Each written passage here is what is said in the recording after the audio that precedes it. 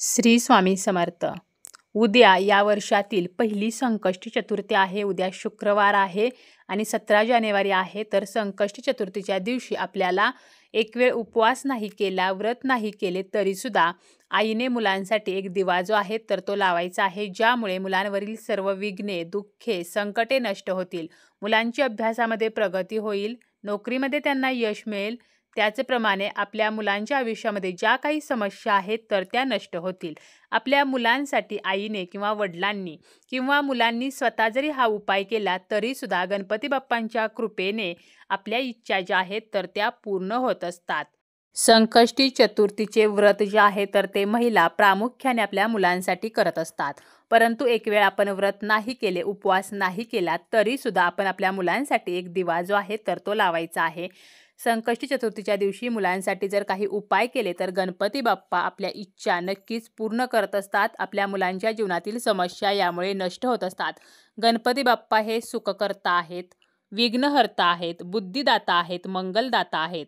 गणपती बाप्पांची आपण संकष्टीला जरी फक्त पूजा जरी केली तरीसुद्धा बाप्पांच्या आशीर्वादाने आपल्या जीवनामध्ये खूप ज्या गोष्टी आहेत तर त्या चांगल्या घडत असतात. आता गणपती बाप्पा जे आहेत तर त्यांची आपण या दिवशी आराधना केली, पूजा केली, सेवा केली तर त्यांच्या आशीर्वादाने आपल्या जीवनामध्ये कितीही कठीण इच्छा असतील तरीसुद्धा त्या निश्चितपणे पूर्ण होतात.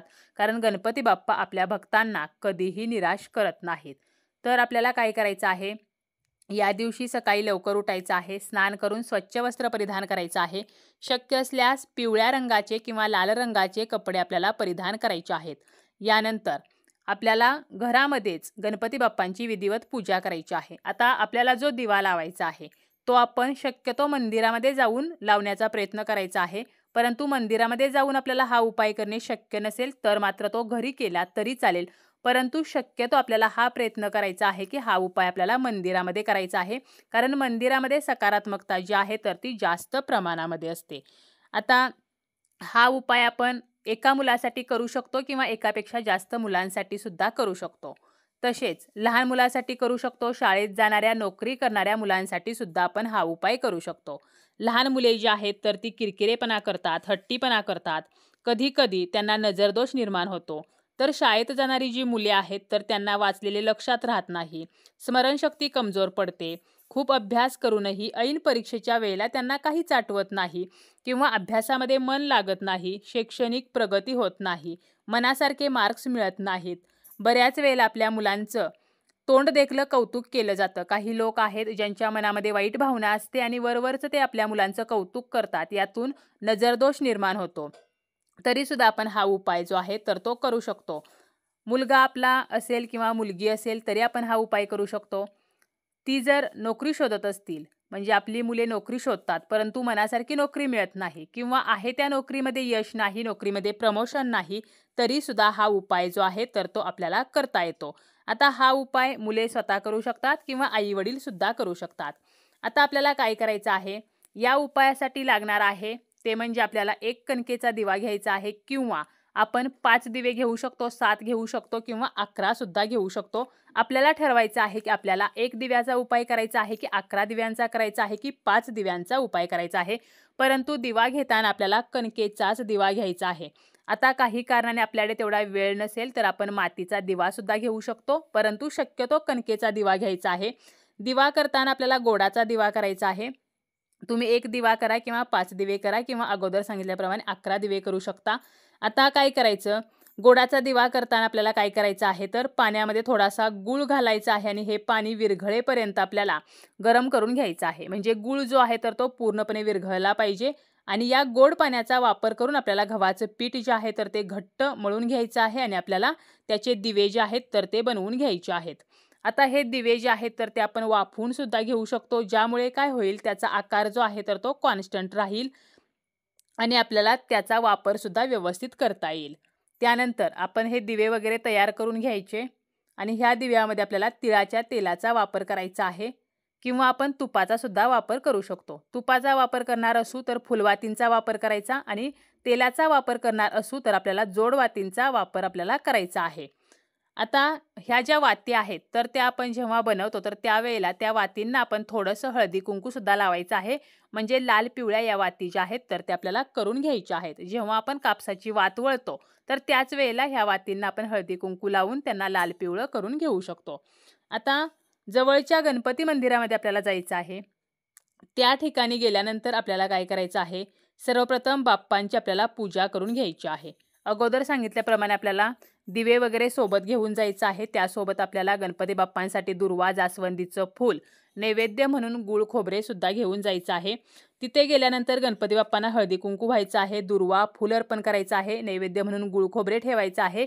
यानंतर आपल्याला एक प्लेट घ्यायची आहे किंवा एक पत्रावळी आपण घेऊ शकतो. आणि जरी काही नाही घेतलं तरी आपल्याला तांदळांवरती हे दिवे जे आहेत तर ते ठेवायचे आहेत. आता एक दिवा आपण ठेवणार असू तर एके ठिकाणी तांदूळ ठेवायचे किंवा प्लेटमध्ये दिवा ठेवायचा.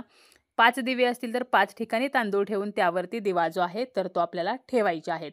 यानंतर काय करायचं, त्या दिव्यामध्ये आपल्याला अगोदर सांगितल्याप्रमाणे तिळाचे तेल घालायचे आहे किंवा आपल्याला तूप घालायचे आहे. अशा प्रकारे आपल्याला सर्वप्रथम दिवे तयार करून घ्यायचे आहेत. यानंतर आपल्याला काय करायचं आहे तर संकल्प करायचा आहे. म्हणजे काय, आपण ही जी सेवा आहे तर ती संकल्प करून जर केली तर आपल्याला निश्चितपणे त्याचे फळ मिळत असते. आणि संकल्प नाही केला तरी चालेल. आता संकल्प करत असाल तर मग काय करायचं, तर आपल्याला गणपती बाप्पांना सांगायचं आहे की माझ्या मुलाची प्रगती होण्यासाठी किंवा अमुक अशा परीक्षेमध्ये यश मिळण्यासाठी किंवा नोकरीमध्ये प्रमोशन मिळण्यासाठी, नोकरीमध्ये यश मिळण्यासाठी, आपल्या मुलाच्या ज्या समस्येसाठी आपण उपाय करत आहोत ती समस्या गणपती बाप्पांना सांगायची. आणि यासाठी मी 11 दिवस किंवा 21 दिवस किंवा तुमच्या समोर मी 5 दिवे प्रज्वलित करेन, 11 दिवे प्रज्वलित करेन. आपण जेवढे दिवे प्रज्वलित करणार असू तर तेवढं आपल्याला बोलायचं आहे. आणि आपल्याला हा उपाय जो आहे तर तो संकष्टी चतुर्थीपासून सलग 11 दिवस किंवा 21 दिवस करायचा आहे.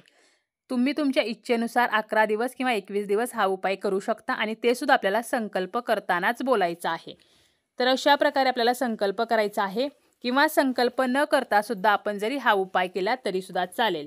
तर अशा प्रकारे काय करायचं आहे तर मंदिरामध्ये जाऊन गणपती बाप्पांसमोर कणकेचे दिवे जे आहेत तर ते आपल्याला प्रज्वलित करायचे आहेत. सर्वप्रथम आपण हे दिवे प्रज्वलित करून घ्यायचे. त्यानंतर आपल्याला काय करायचं तर त्या दिव्यामध्ये आपल्याला प्रत्येक दिव्यामध्ये थोडी थोडी पिवळी मोहरी जी आहे तर ती टाकायची आहे. कारण पिवळी मोहरी नकारात्मकता नष्ट करत असते. आणि त्या दिव्यांना, प्रत्येक दिव्यांना आपल्याला हळदी कुंकू व्हायचं आहे. त्यानंतर अक्षता व्हायच्या आहेत, फूल व्हायचं आहे. म्हणजे काय तर त्या दिव्यांची आपल्याला पूजा जी आहे तर ती सुद्धा करायची आहे. तर अशा प्रकारे बाप्पांसमोर आपल्याला हे दिवे प्रज्वलित करायचे आहेत. मंदिरामध्ये जाणे शक्य नसेल तर आपण घरीच देवघरामध्ये ज्या ठिकाणी गणपती बाप्पांची मूर्ती आहे तर त्यासमोर हे दिवे प्रज्वलित करायचे आहेत. आता फक्त दिवे प्रज्वलित करायचे नाहीत तर यानंतर आपल्याला काय करायचं आहे तर बाप्पांसमोरच बसून आपल्याला 11 वेळेला गणपती अथर्व शीर्ष म्हणायचं आहे आणि 1 वेळेला संकटनाशन स्तोत्र जे आहे तर ते म्हणायचं आहे. ही सेवा जी आहे तर ती आपल्याला करायचीच आहे. आता काही कारणाने 11 वेळेला जर आपल्याला गणपती अथर्व शीर्ष म्हणणे शक्य नसेल तर किमान 1 वेळेला आपल्याला ते म्हणायचं आहे. दररोज आपल्याला नवीन कणकेचे दिवे बनवायचे आहेत. आदल्या दिवसाचे जे दिवे आहेत तर ते दुसऱ्या दिवशी विसर्जित करायचे आहेत. मंदिर जर दूर असेल तर मग तेथे जे ब्राह्मण आहेत तर त्यांनाच आपली प्लेट वगैरे जी आहे तर ती ठेवायला सांगायची आहे. तर अशा प्रकारे आपल्याला हा उपाय करायचा आहे. उपाय जेव्हा पूर्ण होईल त्यानंतर आपण प्लेटमध्ये जर हे दिवे प्रज्वलित केले असतील तर ही प्लेट ब्राह्मणाला दान करायची आहे. आणि प्लेट न वापरता आपण पत्रावळीवरती किंवा तांदळावरती सुद्धा हे दिवे जे आहेत तर ते लावू शकतो. तर असा हा अत्यंत प्रभावी उपाय आहे. संकष्टीला आपल्याला करायचा आहे. मध्येच काही अडचण आली तर तेवढे दिवस आपल्याला स्किप करायचे आहे.